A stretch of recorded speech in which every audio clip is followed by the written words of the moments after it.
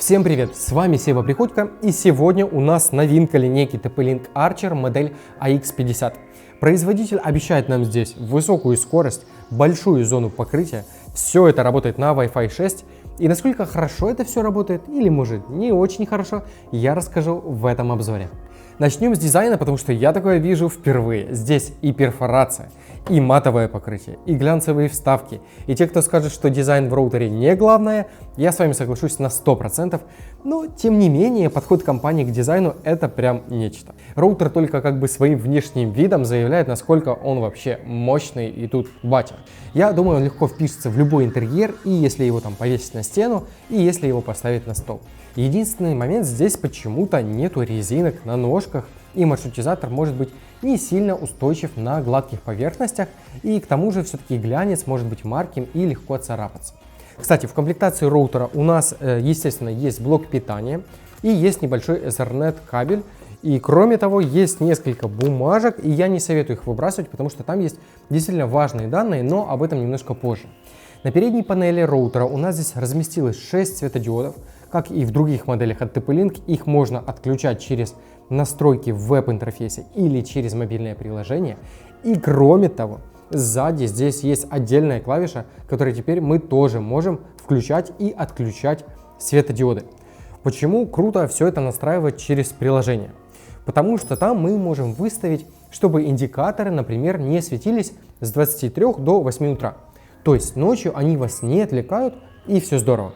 Но управлять подсветкой через кнопку тоже дорогого стоит, и вот почему. Зачастую после того, когда мы уже настроили роутер, нам абсолютно не важно на самом деле, горят те индикаторы или не горят. И мы можем смело их отключить.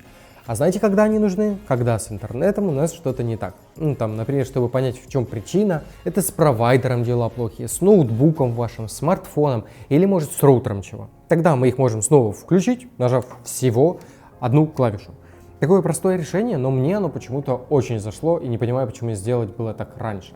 Также сзади роутера у нас здесь по стандарту разместился один WAN-порт, 4 LAN-порта USB 3.0, кнопка активации VPS, сброс роутера до заводских настроек и кнопка включения и выключения. Напомню, что это тоже классная штука, которая нужна, например, для того, чтобы перезагрузить ваш роутер и при этом не лезть искать где-то там розетку. Во всех смыслах роутер мне показался максимально удобным. Для настройки маршрутизатора можно использовать как смартфон и настроить все через мобильное приложение, либо можно более привычно сделать это в веб-интерфейсе через компьютер. Какой бы вы вариант не выбрали, с настройкой, мне кажется, справится даже ребенок.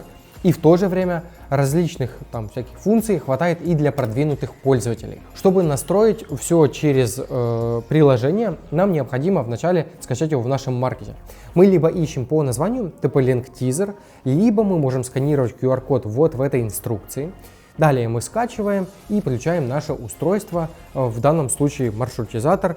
Сейчас я его подключу. Итак, далее следуем инструкциям, которые у нас в смартфоне. То есть подключаем все кабели, подключаем питание, подключаемся к Wi-Fi. Пароль по стандарту есть или снизу роутера, или, что приятно, если вы уже повесили свой роутер, чтобы его не снимать и не мучиться, пароль дублируется вот на этой инструкции. Я считаю, это супер удобно. Далее приложение ищет роутер. После выполняем простые действия в виде сменить пароль, подключиться к интернету и прочее. Если вдруг вы захотите настроить роутер через браузер, то на самом деле там абсолютно все то же самое и все так же просто настраивается. И, кстати, более именно расширенные настройки доступны именно в браузерной версии.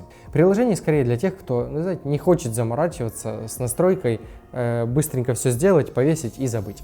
Что по поводу тестов, то сразу возле роутера у меня было примерно 420-450 мегабит на секунду. И важно понимать, что это мои ограничения в виде провайдера и тестируемого устройства. На расстоянии в 10 метров и с помехой в одну стену у меня было 300-350 мегабит на секунду, что, кстати, очень неплохой результат. Через две стены и расстояние в примерно уже 20 метров у меня было 90-110 мегабит на секунду. И важно, кстати, понимать, что я это все тестировал в обычном жилом доме. И когда я обычно подключаюсь к Wi-Fi, у меня там примерно 10 соседей, и поэтому я считаю, что сеть перегружена. И последний тест я делал уже на расстоянии в примерно 30 метров, и там было уже преграды в 3 стены. и получилось 30-50 мегабит на секунду. За все время эксплуатации с роутером не возникало никаких, знаете, лишних вопросов. Это тот маршрутизатор, который ты один раз настроил и вообще забыл о его существовании, и мне кажется, это прям самое важное. Если вы еще не успели обновиться на гигабитный роутер с поддержкой Wi-Fi 6, что сегодня все-таки уже становится так, стандартом, то рекомендую присмотреться к этой модели. Да, может быть, не дешевое удовольствие, но в то же время девайс максимально надежный и производительный. Единственный момент, возможно, это глянцевые вставки, потому что мне кажется, что я уже оставил тут пару мелких царапин. С вами был Сева Приходько. Если обзор вам был полезен, стойте, пожалуйста, не забудьте поставить лайк. Это очень важно для продвижения канала, и мне будет очень приятно. А еще лучше будет, если вы там напишите какой-то комментарий. Но если вы впервые на канале, то обязательно подписывайтесь прямо сейчас, и скоро увидимся.